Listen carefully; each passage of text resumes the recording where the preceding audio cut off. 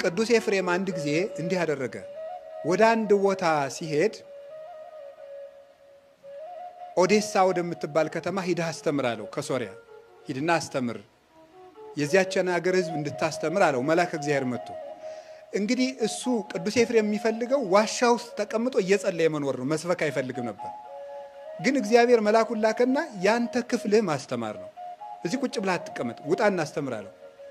እንግዲህ ጌታ ያስተምር ካልከኝ ስሄድ ከከተማው ዳር ቅዱስ ቅዱስ ሰው አገናኘኝ ብሎ ጸለየ።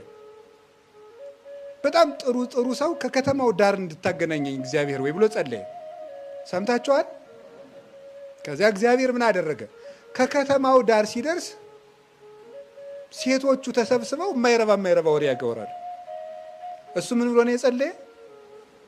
ቅዱስ ቅዱስ ሰው አገናኘኝ ነው ያለ። እነዚያ ሴቶች እንደውም አንዲቱ ትክ ብላ ታየዋለች። በደንብ አድርጋ አፍጥጣ ነው የምታየው። እንዴ አንቺ አታፍሪም እንዴ? መነኩሴ እንደዚህ ተደርጎ ትክ ተብሎ ይታያል እንዴ አላት።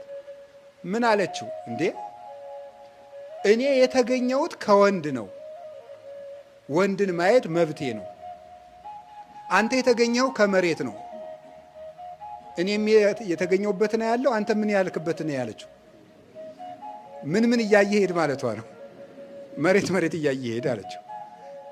አሃ እውነትም ቅዱስ ሰው አግኝቻለሁ ብሎ ከዛ መጀመሪያ ግን ተበሳጭቶ ነበር። እግዚአብሔር እኔ ደጋግ ሰዎችን አገናኝ ብለው እነዚህን ሴቶች እንዴት ያገናኘኛል የማይረባ ወሬ የሚያወሩትን ብሎ መጨረሻ ቅዱስ ኤፍሬም በሕይወት ዘመኑ ሁሉ ቀና ብሎ ተራምዶ ያውቅ።